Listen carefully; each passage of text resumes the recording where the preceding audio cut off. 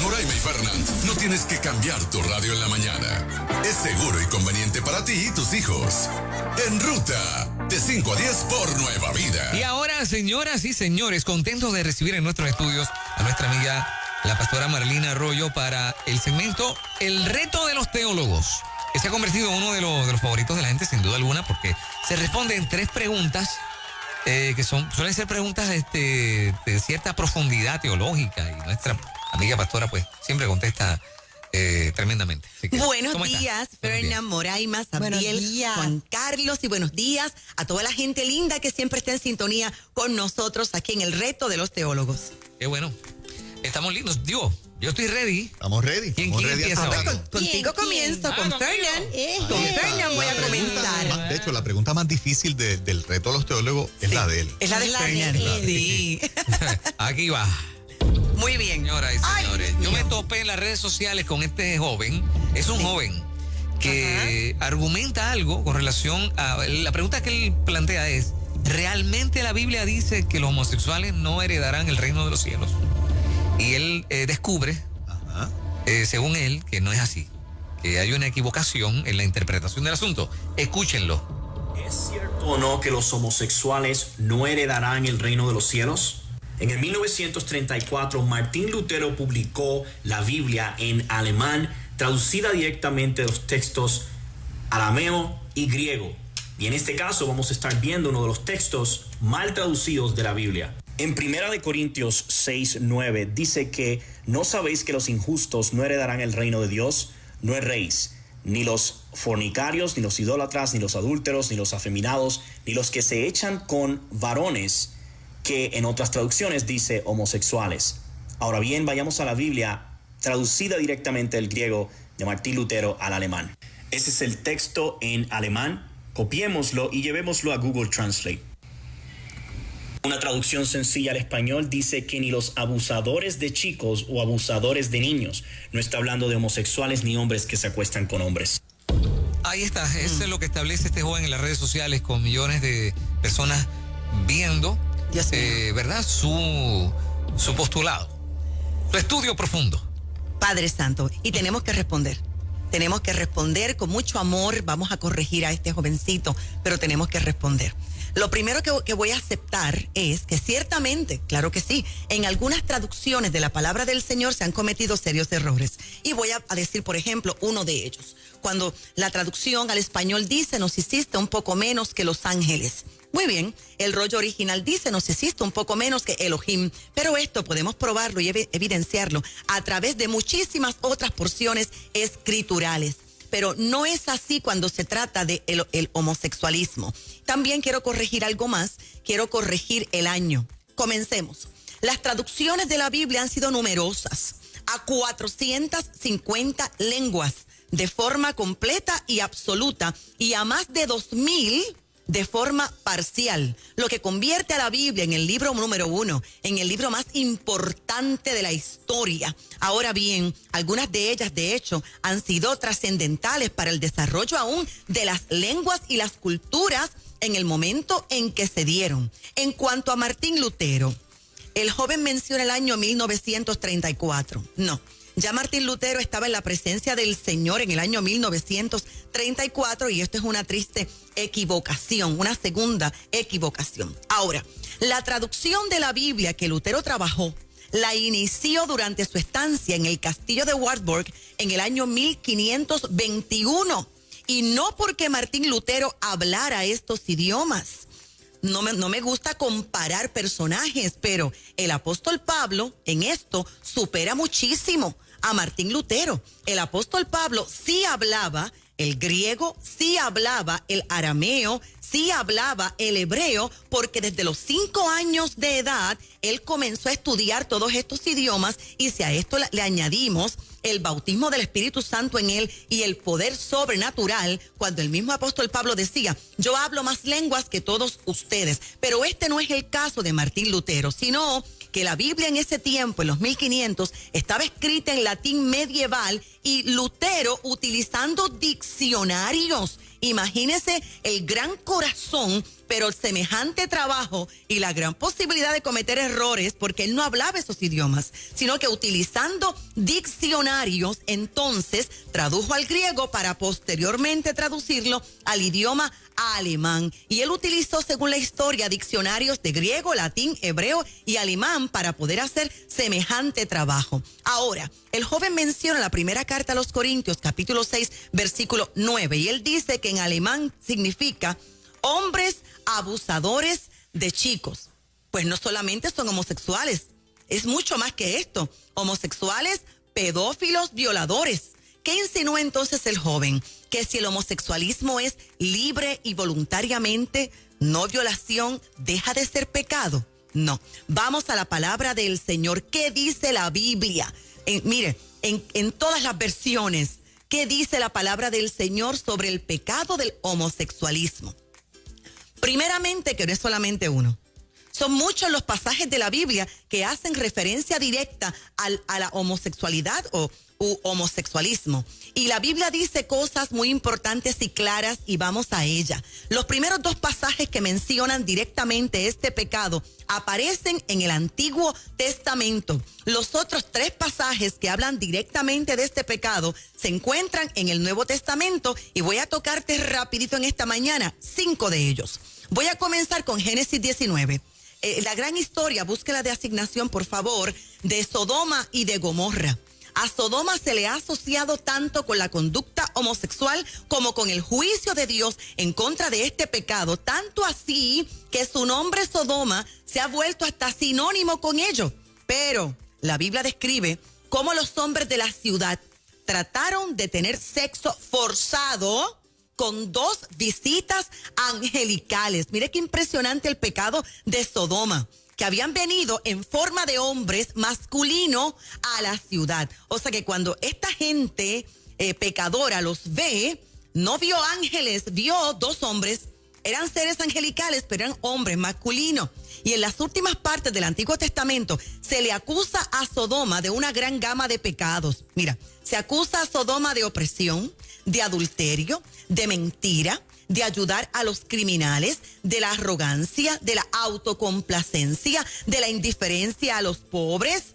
Ahora, aunque no te menciona así directamente, hablando de este texto, la palabra homosexual, precisamente por esto, es que muchas personas que no son teólogos se han confundido y en efecto han dicho que no era necesariamente la homosexualidad lo que se está narrando aquí en Génesis, pero cuando usted lee detenidamente el texto, y no tiene que ser teólogo para hacerlo, queda claro que el homosexualismo está evidenciado e involucrado en esta serie de pecados. La palabra hebrea conocer que se utiliza allí es la palabra yada, que significa literalmente conocer o llegar a conocer. Ahora, hay quienes afirman, bueno, pero es que aquí la palabra conocer no habla de conocer sexualmente, pero queda claro por la agresión de la gente aquí. Y además de esto, el intento espantoso de Lot de decir, mire, yo le ofrezco a mis hijas como alternativa, pero no toquen a estos hombres, porque Lot sabía que eran seres angelicales. Ahora, esto indica que esta gente no buscaba un conocer, un yada social. Lo que estaban buscando era un conocimiento y una agresión sexual. Por eso es que los ángeles le advierten a Lot, en el versículo 13, que el juicio de Dios será inminente. Ellos ya se han enterado de propio conocimiento todo lo que ellos necesitaban saber. Por lo tanto, la protesta y la oración del pueblo en contra de Sodoma y de Gomorra era justificada. Algo más rapidito. En el Nuevo Testamento encontramos mucho más, porque aquí Judas agrega una perspicacia.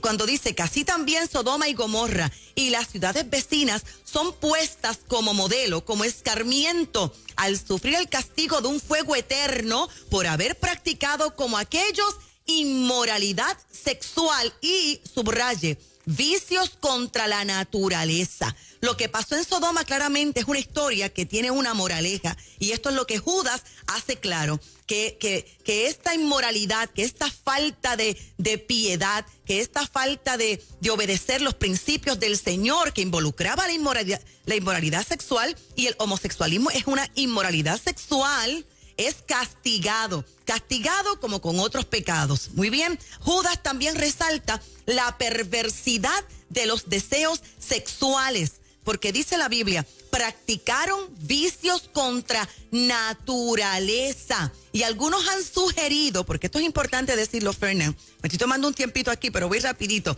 Algunos han sugerido, vamos a corregirlo, que esto de contra naturaleza se refiere al hecho de que las visitas a la ciudad fueron angelicales. Y anteriormente en su carta Judas hace referencia al pecado angélico. Pero repito, estos ángeles aparecieron no como ángeles con alas, nada de eso, aparecieron como hombres. Y la gente fuera de la casa mostró ignorancia del hecho de que eran angélicos. Ellos no sabían que eran ángeles. Sus deseos eran hombres que querían tener sexo con otros hombres. Lea también Levítico, por aquí rapidito. Lea Levítico 18 y 20, esos capítulos. Aquí Levítico contiene 2 prohibiciones en contra de toda actividad lésbica u homosexual. Dice Levítico 18:22, no te acostarás con un hombre, como quien se acuesta con una mujer. Esto es una abominación. Levítico 20:13 cita, si alguien se acuesta con otro hombre, como quien se acuesta con una mujer, comete un acto abominable, y los dos serán condenados a muerte, de la cual ellos mismos serán responsables. Entonces, una abominación, así le llama la palabra del Señor a este pecado homosexual. Romanos capítulo 1, versos 18 al 32, léalo por favor, porque Romanos tiene muchísimo que decir sobre la naturaleza y el carácter del comportamiento homosexual, y es escrita por el apóstol Pablo. Y el apóstol Pablo en estos primeros capítulos lo que quiere es demostrarle al mundo entero lo malvado que es este pecado ante la vista de Dios, y por esto la gente necesita salvación. Hay muchísimo más que decir referente al homosexualismo, pero queda claro que es un pecado. Te dejo con una palabra de esperanza en esta hora, porque sí se puede ser libre. Dios ama al ser humano y Dios ha provisto de salvación y de libertad para todo aquel que confiese a Jesús como su único Señor y Salvador. Y todavía el Padre, el Hijo, el Espíritu Santo están con los brazos extendidos para recibir a todo pecador, mentiroso, adúltero, homosexual, lesbiana, a todo pecador que se acerque a Él arrepentido, y sí hay libertad. Le pongo punto, ¿verdad?, a esta respuesta, que podemos hacer toda una tesis sobre esto, ¿verdad?, sobre si nacen o no y otras cositas, diciendo lo siguiente: la gente quiere predicar que se nace así, y hay una campaña en las naciones para convencer a la gente de que no hay remedio, y la iglesia me parece a mí que es el único organismo vivo que tiene la respuesta y que está predicando la verdad de Dios. Ahora, búscate de asignación, iglesia linda, lo que es la ventana Overton. La ventana Overton es una teoría política que describe como una ventana estrecha el rango de ideas que el público puede encontrar como aceptable. ¿Qué quiere decir esto? Es una estrategia, es algo como de mercadeo, una estrategia donde primero se lanza la idea y la gente dice, no, esto es impensable. Pero comienza la promoción y comienza la discusión de ideas, y de impensable pasa a radical. Así mismo lo explica la ventana Overton, y ahora la gente se va acostumbrando al tema. Ahora de radical pasa a aceptable, de aceptable pasa a que esto suena bien, esto es sensato, de lo sensato pasa a lo popular, y de lo popular pasa a la política, para que entonces comiencen a llevarse a cabo proyectos de ley, a tratar de implementar leyes de algo que está en contra de los principios del Dios Todopoderoso. Por eso invito a la iglesia a continuar orando y a no hacer silencio. Wow.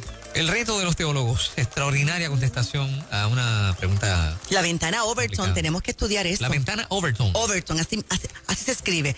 Over, ¿verdad? Normal, T-O-N, Overton, importante. Lo que están haciendo con las mentalidades de la sociedad. El tema de la pedofilia está en ese proceso ahora mismo. Exactamente, antes esto era impensable. Ujú. Ahora nos llaman radicales. Correcto. Pero ya esto ya es un tema casi popular. Ujú. Popular. ¿Quién continúa? Usted. Ok. Marlene, una de las cosas que en toda mi vida cristiana he escuchado Sí. es que los cristianos todavía siguen pecando, o sea, cometen pecados. Un cristiano tiene que arrepentirse en los momentos de orar, inclusive por cualquier pecado que sea oculto, o sea, que no tiene conciencia de que lo cometió. ¿Ok? En Romanos capítulo 6, el verso 1 dice, ahora bien, deberíamos seguir pecando para que Dios nos muestre más y más su gracia maravillosa. Entonces, cuando leo el verso 2, Pablo contesta contundentemente, por supuesto que no. Ajá. Entonces me trae la pregunta, ¿qué es un cristiano que todavía peca y un cristiano que practica el pecado? Es como si fuesen dos cosas diferentes. Sí. Lo es diferente. Si me tengo que arrepentir esta noche por cualquier cosa que durante el día hice que no estuvo bien y que fue pecado, Sí. ¿qué diferencia tiene a cuando se practica el pecado? Claro que sí, hay diferencia. Jesucristo hizo provisión para salvación y para libertad. Algo que tenemos que entender es que rápido que una persona acepta a Jesús como Señor y Salvador, la perfección no llega todavía.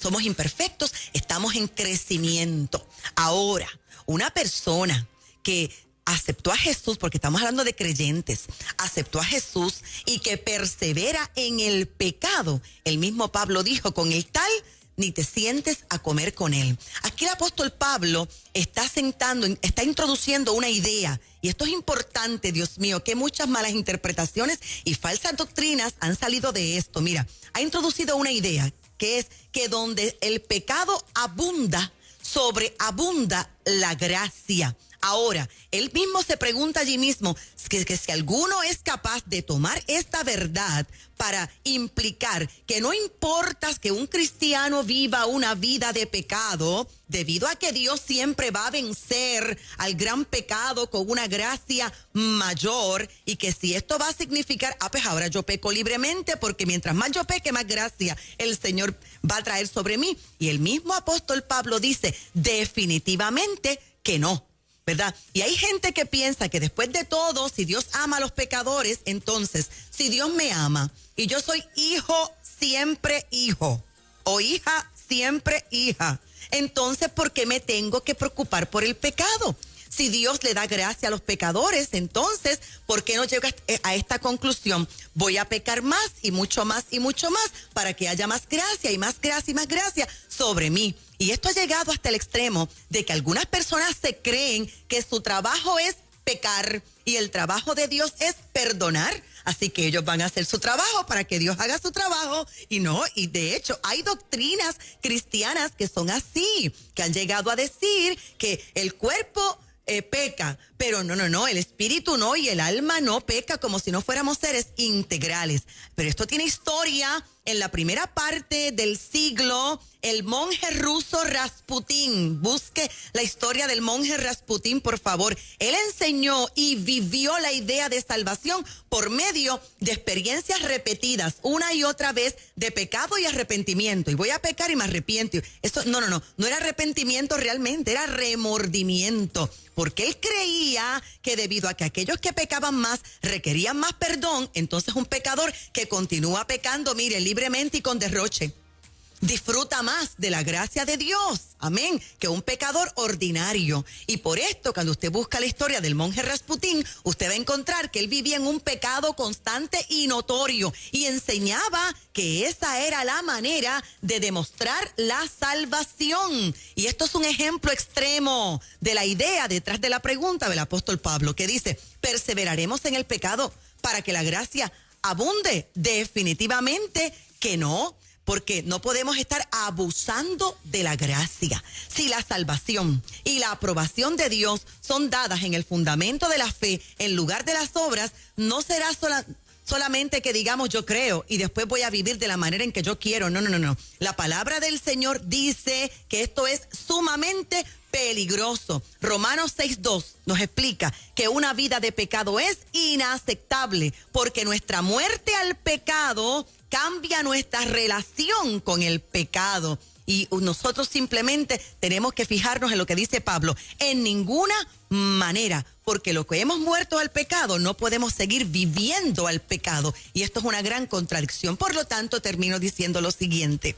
Él nos santificó y la santidad es un regalo. Pero ahora nuestra responsabilidad es vivir en una vida de pureza. Por lo tanto, un cristiano puede, tener una pequeña caída, Dios mío. Puede mentir involuntariamente. Y créame que el Espíritu Santo nos da una convicción que terminamos de rodillas delante de su presencia. Estamos creciendo hasta llegar a la estatura del varón perfecto y ese es Jesucristo, el Dios Todopoderoso. Poderoso. En esta mañana, las contestaciones de nuestra Santo Padre. Pastora Marlene Arroyo. Te falta una. Me falta una, la de Moraima. La de Moraima. Así mismo. La mía está en Mateo 16:19. Quise utilizar este texto porque escucho muchas prédicas con este texto que tiene un contexto, ¿no? Sí. Pero dice así, y a ti te daré las llaves del reino de los cielos, y todo lo que atares en la tierra será atado en los cielos, y todo lo que desatares en la tierra será desatado en los cielos. Muy bien. Atar y desatar. Sí, es que hubo una manifestación angelical. Una aparición. Angelical. Y no se dio cuenta. Pero Eso es parte. Ay, qué gracioso. Marlene, ¿a qué se refiere la llave? Sí. Porque cuando lo leemos, yo he escuchado en muchas prédicas, y todo lo que ates en el cielo será atado, todo es absoluto. Entonces, sí. ¿Qué pasa cuando no se da como estamos orando, utilizando este texto de referencia? Es que lo sacamos de contexto. Hoy la pregunta traviesa es la tuya. Es la mía. La traviesa es la de Moraima hoy. Vamos a responderla. Hay dos formas de responderla. Okay. Vamos acá, ¿verdad? El contexto. En este versículo que está hablando es nada más y nada menos que Jesús. Y Jesús le está hablando directamente al apóstol Pedro, pero también le está hablando indirectamente a los demás apóstoles, pero también nos está hablando a nosotros, porque el Padre Soberano determinó que esto quedara para siempre para nosotros. Y en ese momento histórico, las palabras de Jesús significan que Pedro tenía todo el derecho de entrar en el reino por sí mismo, y que Pedro iba a tener autoridad total, plena, simbolizada por esa posesión de las llaves, y la predicación del evangelio sería el medio por el cual le iba a abrir el reino de los cielos a todos los creyentes, a todas las personas que iban a creer. Amén. Y también para cerrársela a los incrédulos. Y el libro de los Hechos nos muestra específicamente cómo se lleva a cabo esta acción, ¿verdad? Hay un sermón aquí en el día de Pentecostés, le da asignación Hechos capítulo 2, versos 14 al 40. Aquí Pedro usó la llave y abrió el reino por primera vez. Ahora vamos a atar y desatar, porque esa era una fraseología judía, significa declarar algo permitido o prohibido. Vamos acá. Vamos al Senado de Roma, que se conocía como Eclesia o Eclesía. El Senado de Roma presentaban, ¿verdad? Los legisladores presentaban proyectos de ley. Y esos proyectos de ley tenían que ser, obvio, como hoy día, conforme a derecho. Por eso es que los legisladores aquí en el Senado de Puerto Rico tienen asesores que son abogados, porque ellos pueden tener grandes ideas, pero eso tiene que ser conforme a derecho, ¿verdad? Por lo tanto, allí estaban los senadores, la eclesía, presentaban proyectos de ley, y si el proyecto de ley había quórum, caucus, votaciones suficientes, pues entonces el presidente sonaba el mayete y decía, este proyecto de ley queda desatado. Desatado significa permitido. Si no procedía por falta de votos o alguna otra razón, bueno, el mayete sonaba, esto queda atado, esto queda prohibido. Mira qué interesante Y ahora Jesús utiliza este lenguaje, esta fraseología jurídica, cuando le está hablando al apóstol Pedro, le está hablando indirectamente a los demás apóstoles y a nosotros, que todo lo que nosotros atemos, amarremos, prohibamos aquí en la tierra, queda atado, prohibido, conforme al tribunal del cielo. Y todo lo que nosotros desatemos, permitamos aquí en la tierra, quedará permitido, desatado conforme al tribunal del cielo. Pero no se olvide de algo, que hay unas instrucciones también que el Señor nos dio que se practicaban también jurídicamente en los tiempos de Jesús. Y es que tenía que haber caucus, suficiente cantidad de votos. Por lo tanto, Jesús enseñó que nos pongamos de acuerdo. Donde dos o más nos reunamos, estemos de acuerdo, allí estará el Señor. Y también el Señor responderá. Y también esto tiene que ser conforme a derecho, porque es que yo no puedo presentar un proyecto de ley, es decir, una oración en contra de la Constitución, que es decir, en contra de la Biblia, porque eso no procede. Si usted se pone a atar y a desatar en contra de la palabra del Señor, vamos al lenguaje jurídico, lo está haciendo fuera de la Constitución, lo está haciendo en contra del derecho, y eso nunca va a proceder. Pero ahora que usted tiene este conocimiento, haga algo, póngase de acuerdo con sus hermanos en la fe. Redacten su proyecto de ley, es decir, ¿cuál es la oración que ustedes tienen? Asesórense, congréguense, hablen con su pastor. Eso estará cónsono con la palabra del Señor, que es la Constitución. Y si todo procede, aten y desaten en el nombre de Jesús de Nazaret, porque tenemos las llaves del reino y tenemos poder y autoridad aquí en la tierra. Somos reyes y sacerdotes, la eclesía, la iglesia de Dios, aquí en la tierra, como sus senadores, sus legisladores. Wow, me encantó esa palabra que utilizaste en lugar de atado, prohíbas. Sí, todo lo que prohíbas. Prohíbas, aquí. exacto. Qué lindo, poderoso. Gracias, Martín. Yo prohíbo pecado en el nombre de Jesús de Nazaret. Amén, amén. Lo ato en mi casa en el nombre de Jesús de Nazaret. Eso es un ejemplo. Ajá, eso es un ejemplo. ajá. Y me pongo de acuerdo con mi esposo y con mis hijas. Muy bien, excelente la respuesta, me encantó. Gracias, Aleluya. pastora. ¿Cómo le conseguimos para el culto este domingo? Claro que sí. 787-644-2544, anótelo, 787-644-2544. Estamos dando 2 celebraciones al Todopoderoso en Ponce, Puerto Rico, en nuestro pabellón de la Victoria, 9:30 de la mañana y 2 de la tarde. Llámenos 787-644-2544. Puedes adquirir mis libros llamando a ese mismo número y... Ajá. Quiero recomendar a una joven preciosa, Canta a una lindo. joven ponceña que ha decidido entregarle toda su vida y talento Qué al Dios bien. Todopoderoso. Y su nombre es Victoria Esther. Búscala en tus plataformas digitales favoritas y también escúchala por aquí, por Nueva Vida 97.7 FM. Ahí Hermosa está. que Muchas está gracias. Gracias, esa chica Fernan y la Moray, Juan canción Carlos también. preciosa. Tremendo, el reto de los teólogos. Señoras y señores, esto es En Ruta Nueva Vida 97.7, que cada vez se pone mejor.